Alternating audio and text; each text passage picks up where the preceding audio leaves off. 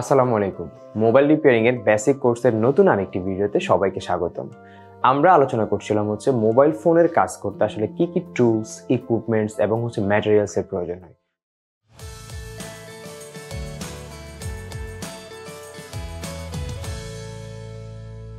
গত ক্লাসে আমরা শিখেছিলাম টুলস সম্পর্কে, জেনেছিলাম যে কোন টুলসের আসলে কি কাজ।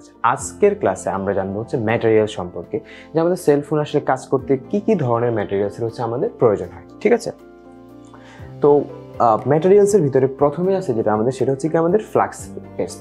ফ্লাক্স পেস্টের কাজটা হচ্ছে কি, আমি যদি বলি ফ্লাক্স পেস্টের কাজটা আসলে দুই ধরনের। একটা হচ্ছে আমাদের যে রজন আছে, রজনের লিকুইড ভার্সনটা হচ্ছে ফ্লাক্স পেস্ট। তাছাড়া আপনি কোনো কিছু যখন আপনি শোল্ডারিং করতে যাবেন, তখন যদি আপনি সাথে যদি একটু ফ্লাক্স পেস্ট দেন, এটা অনেকটা ম্যাগনেটের মতো কাজ করে। মানে আপনার যেখানে শোল্ডারিং হওয়া দরকার, ও কিন্তু ঠিক সেখানে শোল্ডারিংটা করবে।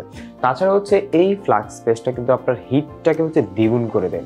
ধরেন আপনি কোনো একটা আইসি তুলতে যাচ্ছেন, সাথে যদি আপনি একটু ফ্লাক্স পেস্ট দেন, তখন ওই জিনিসটা, আপনি যদি 200তে হিট থাকে, তখন ওই জায়গায় মানে যেখানে ফ্লাক্স পেস্টটা দিবেন, সেখানে কিন্তু এই জিনিসটা হিটটা আরো বেশি হবে। হয়তো আপনার 200 জায়গাতে সেখানে 300, 350, 400 এরকম কিন্তু হিট হয়ে যাবে।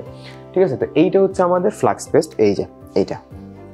আর এইটা যে এই জিনিসটা, এই যে রজনটা আছে, এই যে রজনের লিকুইড ভার্সনটা কিন্তু ফ্লাক্স পেস্ট। ঠিক আছে, এটা কিন্তু লিকুইড ভার্সন। হ্যাঁ, আপনি খুললে জিনিসটা দেখতে পাবেন যে এটা একটা লিকুইড ভার্সন, অনেকটা ক্রিমের মতো।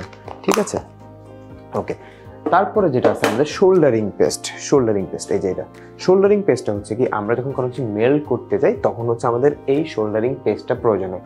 শোল্ডারিং পেস্টটা আসলে শোল্ডারিং অয়েলের লিকুইড ভার্সন। ঠিক আছে, শোল্ডারিং পেস্টটা কি, শোল্ডারিং পেস্ট শোল্ডারিং অয়েলের লিকুইড ভার্সন। মানে আপনি যদি আইসি বল করতে চান, সেক্ষেত্রে আপনার শোল্ডারিং পেস্ট লাগতেছে। আপনি যখন কোনো কম্পোনেন্ট তুলে আবার লাগাচ্ছেন, সেখানে যদি প্রয়োজন হয়, তাহলে শোল্ডারিং পেস্ট লাগতেছে। তাছাড়া আপনি জাম্পার করতেছেন, জাম্পার করতে দেখা গেছে একটু শোল্ডারিং পেস্ট আপনি দিলেন। এই যে জাম্পার বা মেল্টিং করার জন্য কিন্তু আপনার শোল্ডারিং পেস্টটা প্রয়োজন। আবার এই শোল্ডারিং পেস্ট যে এইটা, ঠিক আছে, এইটা কিন্তু আবার বিভিন্ন টেম্পারেচারের হয়। ঠিক আছে, ধরেন কোনোটা একটু কম টেম্পারেচার থাকে, কোনোটা একটু বেশি টেম্পারেচার থাকে। আপনি কোন সেকশনে বা কোন আইসি নিয়ে কাজ করতেছেন, কোন সিপিইউ কোন ব্র্যান্ডের নিয়ে কাজ করতেছেন, তার উপর ডিপেন্ড করে কিন্তু কি হয়, বিভিন্ন মডেলের বিভিন্ন টেম্পারেচারের হয়ে থাকে। ঠিক আছে, তো এইটা আমাদের কি শোল্ডারিং পেস্ট, এই যে এইটা। আর তারপরে যেটা আছে আমাদের যে শোল্ডারিং ওয়্যারটা আমাদের এই যে এইটা মূলত আমাদের শোল্ডারিং ওয়্যার। ঠিক আছে, যে আপনি যখন আমরা যে চার্জিং পোর্ট বা এই টাইপের যদি কোনো কিছুতে আমাদের আপনার লাগাইছেন, দেন আপনার জিনিসটাকে ভালো মতো আপনি আসলে একদম মেল্টিং করতে চাচ্ছেন, সেক্ষেত্রে আমাদের এই ওয়্যারটা প্রয়োজন। তবে আমাদের সেলফোনের ক্ষেত্রে ম্যাক্সিমাম সময় কিন্তু এই পেস্টটাই প্রয়োজন হয়। এটা মোটামুটি একটু কম প্রয়োজন হয়, এইটা একটু বেশি প্রয়োজন হয়। ঠিক আছে, তারপরে যদি আমি দেখি যে প্রথমে আছে কি থিনার আছে। হ্যাঁ, আপনার বিভিন্ন জায়গায় যখন আপনার অ্যাডিসিভটাকে একটু ক্লিন করার জন্য, বা আপনার কোনো ডাস্ট থাকলে, সেটা ডাস্ট বলতে কি আইসি কাজ করতে গেলে দেখা গেছে আপনি অনেক শোল্ডারিং পেস্ট দিয়ে দিচ্ছেন, তো এটা একটু ক্লিন করার জন্য আমরা থিনার ব্যবহার করি। আপনি যদি বলেন যে অ্যাকচুয়াল আসলে কি লাগে, সেটা আসলে একটা ম্যাটেরিয়াল, সেটা আপনার আইসোপ্রোপাইলার অ্যালকোহলটা মূলত লাগে। বাট আমরা আসলে আপনার ওটা অনেক এক্সপেন্সিভ, অনেক একটু দামি জিনিস, তাই আমরা মোটামুটি এই থিনারটাই ব্যবহার করি। ঠিক আছে, শুধু থিনারটা ব্যবহার করলে, যেটা এনসি থিনার, ওই এনসি থিনারটা ব্যবহার করলেও কিন্তু আমাদের কাজ হয়ে যায়। তাছাড়া কিন্তু এখানে অকটেনও কিন্তু ব্যবহার করা যায়। ঠিক আছে, তারপরে যেটা আছে রাবার। হ্যাঁ, এই যে রাবার নর্মাল যে রাবারটা, এই যে এইটা এই রাবারটা, এইটা কেন, ধরেন আপনি অনেক সময় আমরা যখন ব্যাকশেল বা ডিসপ্লেটাকে যখন ফিটিং করি, তখন এই জিনিসটাকে কিছুক্ষণ এরকম রাবার দিয়ে পেঁচে রাখতে হয়, যাতে করে জিনিসটা আপনার যে অ্যাডিসিভটা দেন, যাতে অ্যাডিসিভটা একটু অনেকক্ষণ লাগার পরে কিন্তু এটা অ্যাডজাস্ট হয়ে যায়। আর আদারওয়াইজ যদি আপনি কোনো রাবার দিয়ে যদি না পেঁচান, সেক্ষেত্রে দেখতে একটু ফাঁকার কারণে সেখানে ডাস্ট ঢুকবে, আপনার যে অ্যাডিসিভটা কার্যকর হবে না। এখন দেখেন লাস্টে যেটা আছে যে অ্যাডিসিভটা কি, অ্যাডিসিভটা মূলত এই যে এটা গ্লুটা, আঠাটা।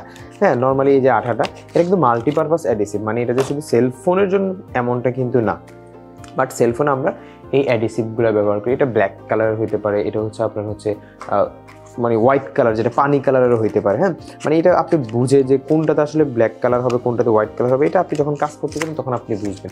আপনি একটা ডিসপ্লে লাগাইছেন, মার্কেটের ডিসপ্লে, যেটা এলইডি ডিসপ্লে, আপনি একটা এলসিডি ডিসপ্লে লাগাইতে গেছেন। এখন এলসিডি ডিসপ্লেতে হয় কি, নর্মালি একটু ফাঁকা থাকে। এখন আপনি যদি এই এখানে যদি আপনি সাদা অ্যাডিসিভটা দেন তখন দেখা গেছে ভিতরের যে আলোটা সেটা বের হয়ে যাবে। সেই ক্ষেত্রে আপনাকে সেখানে আপনার মানে নিজেই বুঝতে হবে যে আমার এখানে হচ্ছে ব্ল্যাক কালারের অ্যাডিসিভটা দিতে হবে, যাতে করে হচ্ছে আমার ভিতরের লাইটিংটা যাতে বাইরে না আসে।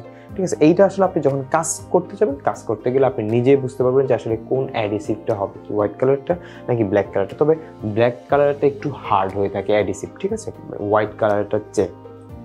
তো এই ছিল হচ্ছে মোটামুটি আমাদের কি বলে আপনার ম্যাটেরিয়ালসগুলো। ঠিক আছে, আমি যেটা ফ্লাক্স পেস্ট দেখেছি, এইটা ফ্লাক্স পেস্টটা যে এই ধরনের, এইটাও কিন্তু একটা ফ্লাক্স পেস্ট, মানে এইটা থেকে এটা আরেকটু অ্যাডভান্স। তো এরকম অনেকগুলো আসলে ম্যাটেরিয়ালস, বা আমি যেটা প্রিভিয়াস ক্লাসে বলছিলাম টুলস, মানে আরও নতুন নতুন কিন্তু টুলস আছে, বাট আমরা হচ্ছে ম্যান্ডেটরি যেটা বা হচ্ছে যেটা আসলে মোটামুটি আপনার ইউজেস, এরকম ম্যাটেরিয়ালস বা এরকম টুলস ইকুইপমেন্টসগুলো কিন্তু আপনাদেরকে দেখাচ্ছি।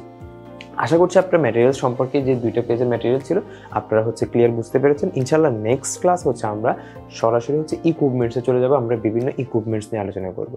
সেই পর্যন্ত সবাই ভালো থাকুন, আল্লাহ হাফেজ।